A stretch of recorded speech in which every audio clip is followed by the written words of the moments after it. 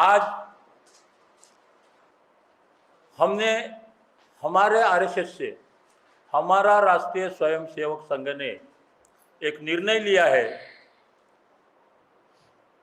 कि इस लोकसभा चुनाव में जो मोदी जी दावा आज कर रहे हैं बीजेपी 400 पार, वो 400 पार को कैसा रोक सकते, इसका मंथन हमारे राष्ट्रीय स्वयंसेवक संघ ने किया और ये निर्णय लिया है कि इस चुनाव में बीजेपी को हराना है, देश को बचाना है, संविधान को बचाना है।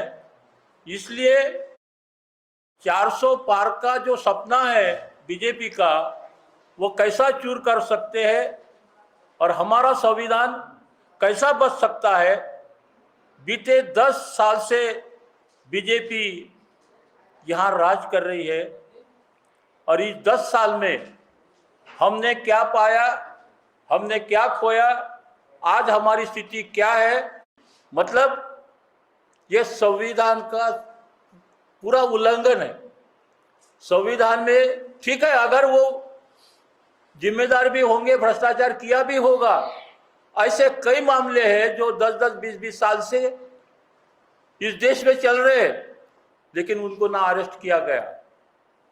और ताज्जुब की बात है कि पूरे विपक्ष से ही लोग भ्रष्टाचारी है क्या? बीजेपी का आज तक एक भी लोक प्रतिनिधि हो, आमदार हो, खासदार हो, मंत्री हो, उसके ऊपर एक भी केस नहीं है। ऐसी स्थिति में संविधान बचाना हो तो हमें ये बीजेपी को हटाने के लिए इंडिया गठबंधन को ही वोट देना जरूरी है। यह समझाने के लिए हम मतदाताओं में जाने वाले हैं। हमने प्रेस नोट में लिखा है, ये सारी चीज़ें हैं।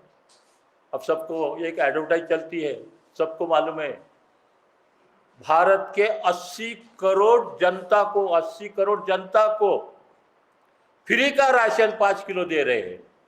फ्री का नाम है, फ्री का, गरीबों को हम राशन बांट रहे हैं।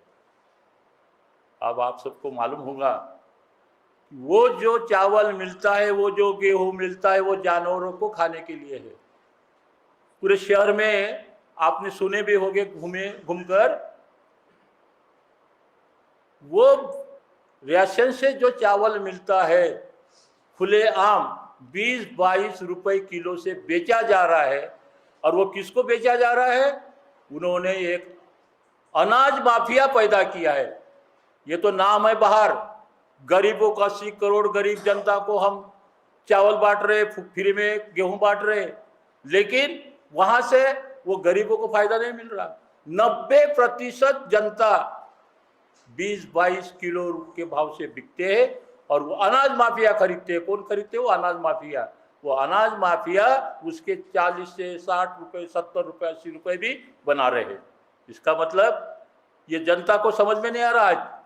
आज हम ये देख रहे, इस वक्त ये पोजीशन है अभी आज की कि हर कोई जो भी भारत का नागरिक है वो हकदार है इसका कि संविधान में जो हमारे अधिकार है वो हमें मिलना चाहिए। और इसीलिए हमने महाविकास आघाड़ी महाराष्ट्र में और पूरे देश में जो इंडिया गठबंधन बना है उसको समर्थन देने के लिए हम आपके सामने आए हैं। और समर्थन बोले तो खुलेआम ये समर्थन तो है ही, लेकिन मैंने पहले कहा है कि वोटरों को हम जागरूक करने वाले हैं। आरएसएस पॉलिटिकल विंग नहीं है, ये एक सामाजिक और सांस्कृतिक संगठन है। इस देश में एक ही आरएसएस है और वो हम हैं। ये हमारा खुलेआम दावा है। इसके अंदर किसी को ऑब्जेक्शन होगा तो उनको बोलो कि कागज़ ला के उनको दिखा दें। पहली चीज़, ये विषय से हटके था। इलेक्शन में क्यों हमारी मजबूरी है कि इस बार हम किसी एक ऐसे संगठन का साथ दें, ऐसे गठबंधन का साथ दें जो संविधान के स्वरूप में चलने की ताकत रखता हो। हम हर उस व्यक्ति के, उस कैंडिडेट के विरोध में काम करेंगे जो संविधान के विरोध में कहीं ना कहीं हमको नजर आ रहा है। इंडिया गठबंधन हमारे लिए एक बड़ा स्वरूप लेकर सामने आया है इसलिए हमको लगता है कि बीजेपी को रोकने के लिए इंडिया गठबंधन के साथ हमने मिलकर काम करना चाहिए। हमारी आरएसएस आज तकरीबन 2.5 लाख प्लस कैडर के साथ में इस इंडिया में मौजूद है और हम हमारे कैडर्स को हमने साफ आदेश दिया हुआ है कि हर उस व्यक्ति का हम साथ देंगे जो कहीं ना कहीं उन मनुवादी विचारधारा के विरोध में काम करने की क्षमता रखता हो। हमारे लिए कांग्रेस, शिवसेना, राष्ट्रवादी, तृणमूल कांग्रेस, आप कोई मैटर नहीं करता। हमारे लिए वो मैटर करता है जो उनकी गलत नीतियों को रोकने की ताकत रखता हो और इस उद्देश्य से हम किसी भी प्रकार से पॉलिटिकली हम इन्वॉल्वमेंट नहीं होगा। आरएसएस जो कैडर बेस है वो ज़मीनी लेवल पे काम करेगा, हम किसी भी चुनाव प्रचार सभा का हिस्सा नहीं होंगे। हमारा समर्थन जरूर है, हम वोटर्स को उनके तरफ डाइवर्ट करने की बात करेंगे, लेकिन चुनावी सभाओं में हम किसी पार्टी विशेष का प्रचार प्रसार नहीं करेंगे, क्योंकि आज की परिस्थिति जो गुरुजी ने बताया कि जिस देश में 80 करोड़ गरीब लोग रहते हो वो देश विकसित हो गया है, ऐसा माननीय प्रधानमंत्री जी टीवी पे आके बोल रहे हैं। ये तो मेरे लिए बहुत सोचने वाली बात है कि जिस आदमी का 80% शरीर खराब हो चुका हो और हम उसको पहलवान मानते हैं। इसी तरह से बात हो रही है कि जो देश विकास की गंगा बहा रहा है तो 80 करोड़ लोग भूखे क्यों मर रहे हैं, क्यों उनको चावल अनाज के लेने पड़ रहे हैं, क्यों उनको शक्कर और तेल के लिए लाइन लगा के खड़े होना पड़ रहा है। यहाँ पर जो एक प्रोपेगेंडा किया जा रहा है, मैं क्योंकि मीडिया से हूँ, मीडिया आप लोग मेरे मीडिया के साथी हैं, मैं किसी भी प्रकार से मीडिया के विषय में गलत बोलने पे यकीन नहीं रखता। मीडिया समाज का आईना है, बस उसको सच दिखाने की आदत हो जानी चाहिए। आज टीवी और बाकी जो माध्यमों से जिस तरह से एक पक्ष को सत्ता में वापस लाने की कोशिश हो रही है और उसका नतीजा है 400, 500, 700 की ज़रूरत उनको नहीं है। ये सिर्फ और सिर्फ वोटरों को भ्रमित करने के लिए उन्होंने नए नए फॉर्मूले लाए हैं और वो उस पर काम कर रहे हैं। तो हमारा खुला समर्थन, जो भी संवैधानिक रूप से पार्टियां काम कर रही है उनके कैंडिडेट को हमारा समर्थन होगा। हम इंडिया गठबंधन को अपना समर्थन खुला तौर पे जाहिर कर रहे हैं, क्योंकि कहीं ना कहीं उनके तरफ से हमको इस बात का अंदेशा है कि ये संविधान के लिए काम करने की आज भी थोड़ी बहुत क्षमता रखते हैं। पुराना क्या हुआ है इस पर फिलहाल अभी हम लोग कोई विचार मंथन करने के मूड में नहीं है। आने वाले समय में हमको क्या रणनीति के तहत में आने वाले चुनाव में बीजेपी को रोककर हमारे गठबंधन को, जो हमारे लिए संवैधानिक रूप से काम करने की क्षमता रखता हो, उसको जिताना हमारा मकसद है। संविधान को बचाने की जो बात करेगा, डॉक्टर बाबा साहब अम्बेडकर द्वारा रचित इस देश के अंदर शांति प्रिय तरीके से देश को चलाने का जो मंत्र है संविधान, जो आज बीजेपी संविधान को बदल, उन्हीं के एक खासदार ने कहा है कि 400 सीटें आने के बाद में हम संविधान को बदलने की प्लानिंग कर रहे हैं। हम नहीं बोल रहे हैं, उन्होंने कहा।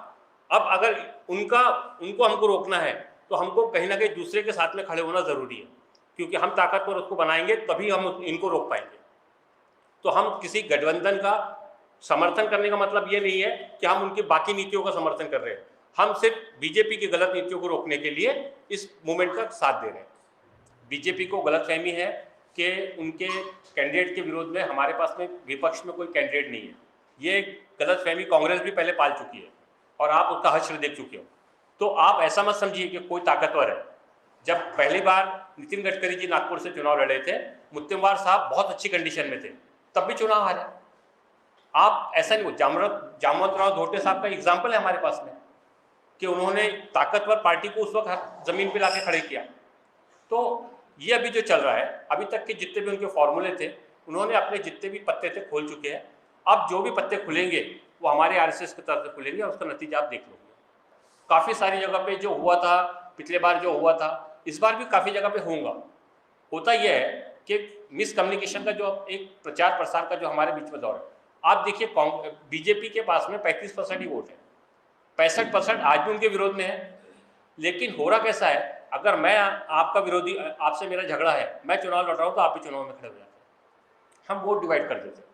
हमारी कोशिश है कि इस तरह की कोई भी अगर हमारे नज़र में एक्टिविटीज़ आती है, आरएसएस की भूमिका यही होगी कि हम कैसे उनके कैंडिडेट को बाहर करने के लिए यहाँ से एक अच्छे कैंडिडेट को चुन के हम सदन में भेज सकें जो संविधान की रक्षा की बात करे, जो इस देश में शांति की बात करे, इस देश के अंदर पत्रकारों के जो आज अधिकारों पर जो हमला हो रहा है, आज जो आम नागरिक के अधिकारों पर हमला हो रहा है, अब ना मुख्यमंत्री सुरक्षित है और ना देश का विपक्ष का अध्यक्ष सुरक्षित है।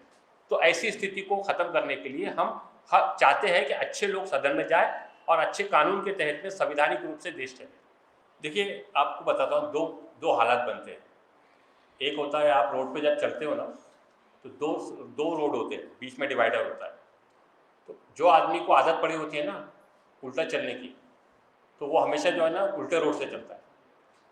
बाबा साहब अम्बेडकर ने जब संविधान लिखा और देश की स्थिति को ध्यान में रख के लिखा, आज अगर बीजेपी में दम है तो वो एक सुप्रीम कोर्ट में हमारे तरफ से जनार्दन मुन साहब हलफनामा डालने तैयार है, वहाँ से आरएसएस के मोहन भागवत और बीजेपी का राष्ट्रीय अध्यक्ष एक हलफनामा डाल के दिखा दे कि साहब, हम चाहे सत्ता में रहे या ना रहे, हम संविधान के किसी भी कायदे का हनन नहीं करेंगे, इतना ही लिख के अगर दे दे तो मैं आपकी बात को सत्यता के रूप में लेकर उनका भी समर्थन करने की ताकत रखता हूँ।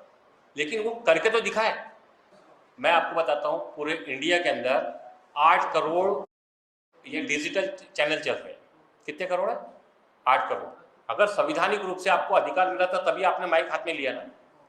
आप रुकिए, जीआर पास हो चुका है, सिर्फ फ्लैश होना बाकी है। इस देश में 2.5 लाख से ज़्यादा चैनल नहीं रहेंगे। ये आप जो माइक वाइक लेके घूम रहे हो ना, ये संविधान, ये जो है, ये मैं आपको आधिकारिक बात कर रहा हूँ। उनको पता है यही अब उनके एक जरिया है जो उनका विरोध कर सकता है। इसलिए उन्होंने कानून बनाया है कि कोई भी चैनल, अभी आप लोग के चैनल कई मरतबा बंद हो जाते होंगे अचानक में, वो कम्युनिटी गाइडलाइन के नाम पर, इसके नाम पर, जबकि संविधान बोलता है कि आप अपनी बात को रखने के लिए किसी भी लेवल पर कोई भी तरीके से बात कर सकते हो। अगर आप गलत होंगे तो आप पे आईपीसी की धाराओं के तहत कानून बनेगा, कानून के तहत कार्रवाई होगी। ये जो संविधान के को चलाने की बात चल रही है, संविधान बदलेगा नहीं, आप जो बोल रहे हो, ये संविधान का हनन ही हो रहा है कि आज इस देश में सीए, एनपीआर, एनआरसी लाने की बात को कानूनी तौर पे मान्यता दे दी गई। संविधान ने बोला है जो आदमी इस देश में 5 साल तक रहा है उसको भारतीय नागरिक माना जाएगा। मैं बोल रहा हूँ क्या? आर्टिकल 5 बोल रहा है।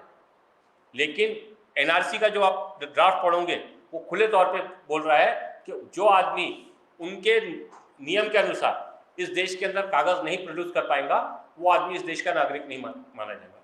संविधान को धीरे धीरे बदला जा रहा है, जो हमको समझ में देर से आएगा, लेकिन जब समझ में आएगा तो शायद बहुत सारी चीज़ें हाथ मिलेंगी। ऊपर का कवर संविधान के नाम का रहेगा, अंदर में कानून पूरे बदल दिए गए। और इसीलिए हम आज जो चीज़ जिस फिक्रमंदी के साथ में ये प्रेस कॉन्फ्रेंस ले, वरना हमको ज़रूरत नहीं थी। हमारे 2.5 लाख लोग काम कर रहे हैं, जो अच्छा कैंडिडेट रहता हम उसके लिए करते, लेकिन हमको खुल के आने की नौबत क्यों आ रही है?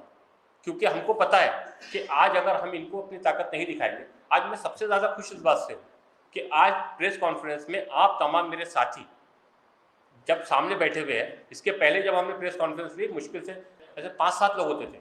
आज हमको ये लगता है कि हमारी बात को सुनने वाले लोग, हमारी बात को लोगों तक पहुंचाने वाले हमारे साथी देश में मौजूद हैं।